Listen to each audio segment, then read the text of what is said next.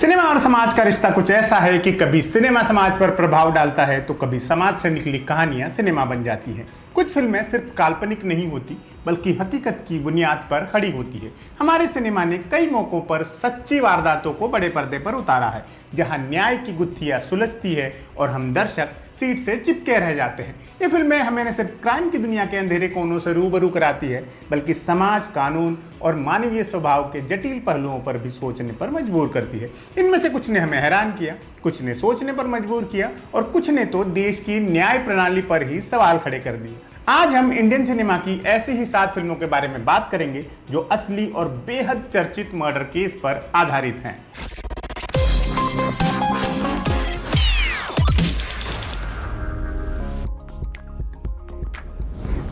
Akshay Kumar starrer Rustam KM. Nanavati versus state of Maharashtra के कुख्यात case पर आधारित है, जो भारत के सबसे चर्चित और विवादास्पद आपराधिक मामलों में से एक था। यह घटना 1959 में घटी थी, जब भारतीय नौसेना के कमांडर कावस मानेकशॉ नानावटी ने कथित तौर पर अपनी पत्नी के प्रेमी प्रेम आहूजा की गोली मारकर हत्या कर दी थी। इस केस का जब ट्रायल चला था तब भारत में जूरी सिस्टम था। जूरी ने के.एम. नानावटी को नॉट गिल्टी करार दिया था। इसके बाद पूरे देश में हंगामा हुआ था और जूरी सिस्टम बंद करने की मांग हुई थी, जो कि आगे चलकर बंद हुआ भी।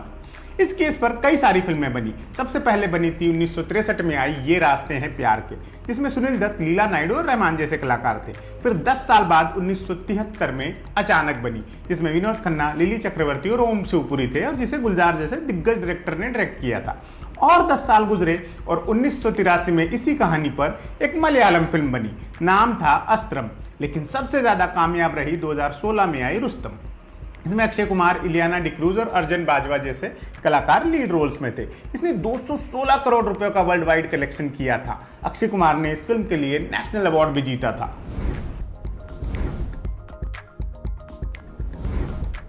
साल 2008 में हुआ था नीरज ग्रोवर हत्याकांड, जिसने मुंबई को हिलाकर रख दिया था। नीरज ग्रोवर एक टीवी एग्जीक्यूटिव थे जिनकी हत्या का इल्जाम एक्ट्रेस मारिया सुसाईराज और उनके बॉयफ्रेंड जेरोम मैथ्यू पर लगा था। इस केस में हत्या के बाद शरीर को ठिकाने लगाने के लिए उसे कई टुकड़ों में काटा गया था, जिसकी वजह से यह उस दौर की एक बड़ी और सनसनीखेज वारदात बन गई थी। कई दिनों तक जांच चलने के बाद आखिरकार पुलिस ने मारिया और जेरोम को गिरफ्तार किया था। जेरोम को हत्या का दोषी मानते हुए 10 साल की सजा हुई थी।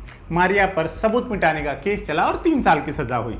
साल 2011 में राम गोपाल वर्मा ने इस कहानी पर फिल्म बनाई, नॉट अ लव स्टोरी। हालांकि ये डिस्क्लेमर भी दिया कि ये असली किरदारों की बायोपिक नहीं है, बल्कि इस केस से इंस्पायर्ड फिक्शनल फिल्म है। इसकी कास्ट में दीपक डोबरियाल, माही गिल और अजय गेही जैसे कलाकार शामिल थे। राम गोपाल वर्मा ने इस फिल्म को डॉक्यू ड्रामा शैली में बनाया था, जिसमें असली घटना के दृश्यों को रिक्रिएट करने की कोशिश की गई। Not a love story box office पर ज्यादा सफल नहीं रही। इसे समीक्षकों ने मिक्स्ड रिएक्शन दिया। कुछ ने राम गोपाल वर्मा के डायरेक्शन और फिल्म के रॉ अप्रोच की तारीफ की थी, जबकि कुछ ने इसे बहुत ज्यादा ग्राफिक और सेंसिटिविटी की कमी वाली फिल्म बताया था। 2008 में एक और हत्याकांड ऐसा था जिसकी मर्डर मिस्ट्री ने बरसों तक पूरे देश को हैरान किए रखा। नोएडा के आरुषि तलवार मर्डर केस ने पूरे देश को स्तब्ध कर दिया था। आरुषि नाम की एक 14 साल की लड़की और उसके घर का नौकर हेमराज दोनों अपने घर में मृत पाए गए थे। इस केस की बहुत एग्रेसिव मीडिया कवरेज हुई थी और कई महीनों तक ये केस चर्चा में था। कातिल को लेकर कई थ्योरीज पब्लिक और मीडिया में घूमती रही। पुलिस की भूमिका भी संदिग्ध रही। इसमें परिवार के सदस्यों पर ही शक की सुई घूम रही थी और केस में कई जटिल और विरोधाभासी पहलू थे। आरुषि के माता पिता की गिरफ्तारी भी हुई और इन पर केस भी चला था। 2013 में उन्हें कोर्ट ने उम्र कैद की सजा भी सुनाई थी। हालांकि 2017 में इलाहाबाद हाई कोर्ट ने उन्हें बरी कर दिया। इस इंसिडेंट से प्रेरित एक फिल्म 2015 में आई थी जिसका नाम था रहस्य। इसके डायरेक्टर थे मनीष गुप्ता और इसकी कास्ट में के मेनन, टिस्का चोपड़ा, अश्विनी कलसेकर, मीता वशिष्ठ और आशीष विद्यार्थी जैसे कलाकार शामिल थे।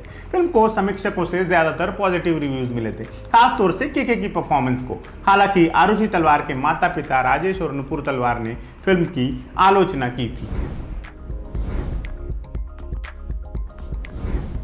ये एक इत्तेफाक ही था कि रहस्य की रिलीज वाले साल में ही आरुषि तलवार हत्याकांड पर एक और फिल्म आई थी जिसे मेघना गुलजार ने डायरेक्ट किया था। जहां रहस्य एक मिस्ट्री थ्रिलर की तरह बनाई गई थी, वहीं तलवार एक ज्यादा संतुलित अप्रोच पेश करती थी। फिल्म ने केस के सभी संभावित पहलुओं, पुलिस की जांच, सीबीआई की जांच और मीडिया के रोल को बारीकी से दिखाया था। फिल्म 3 अलग अलग नजरियों से कहानी को बयां करती है। पहला, पुलिस का पॉइंट ऑफ व्यू, दूसरा सीबीआई की पहली टीम का दृष्टिकोण और तीसरा सीबीआई की दूसरी टीम का नजरिया। इन तीनों में विरोधाभास हैं जो इस बात का सबूत है कि यह केस कितना जटिल और उलझा हुआ था। तलवार मीडिया कवरेज न्यायिक प्रक्रिया और माता पिता पर पड़ने वाले साइकोलॉजिकल इफेक्ट को भी प्रभावी ढंग से चित्रित करती है। रहस्य की तरह फिल्म कोई एक कातिल नहीं पेश करती, बल्कि दर्शकों को यह तय करने देती है कि वो किस कहानी पर विश्वास करते हैं, क्योंकि हकीकत में यह केस अनसुलझा ही रहा था। तलवार की कास्ट में इरफान खान, कोंकणा सेन शर्मा, नीरज कबीर, सोहम शाह और गजराज राव जैसे कलाकार शामिल थे।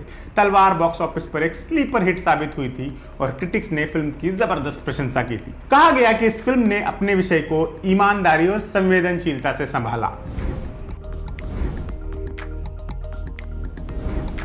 1988 में हुआ था सैयद मोदी हत्याकांड, जिसने भारत के खेल जगत और राजनीतिक गलियारों में भूचाल ला दिया था। सैयद मोदी एक जाने माने बैडमिंटन चैंपियन थे जिनकी लखनऊ में दिन दहाड़े गोली मारकर हत्या कर दी गई थी।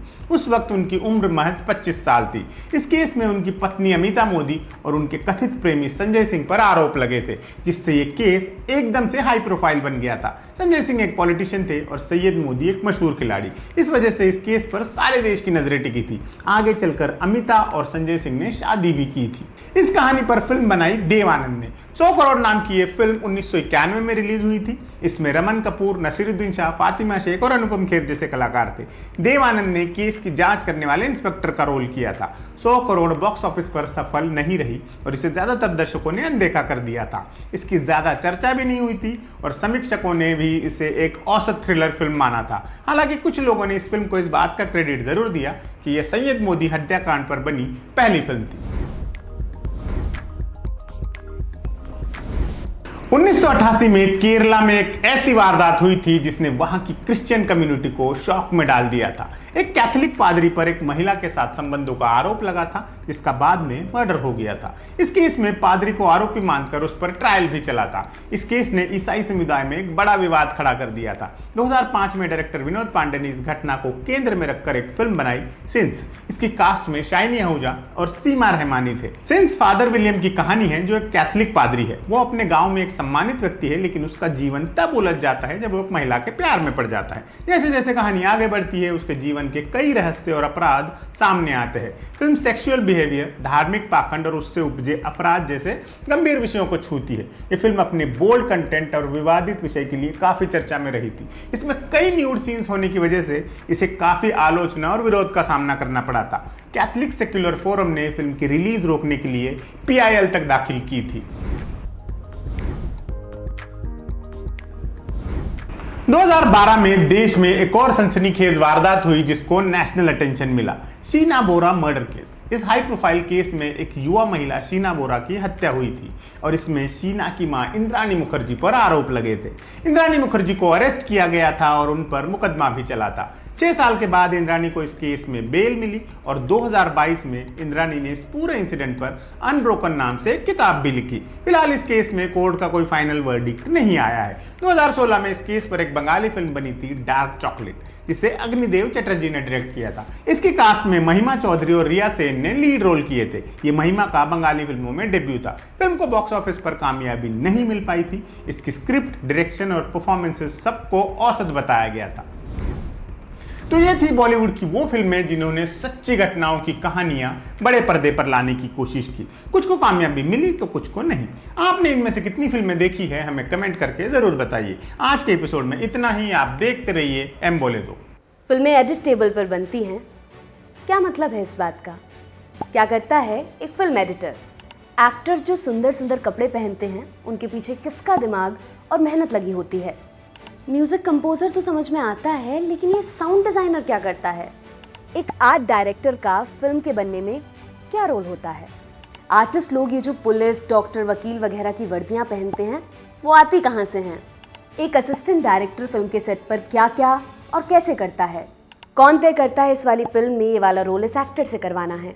एक्ट्रेस का मेकअप और हेयर देखने वाले आर्टिस्ट को किन समस्याओं से जूझना पड़ता है? हीरो की जगह अपनी जान जोखिम में डालने वाले स्टंट डबल्स कितने खतरे में जीते हैं?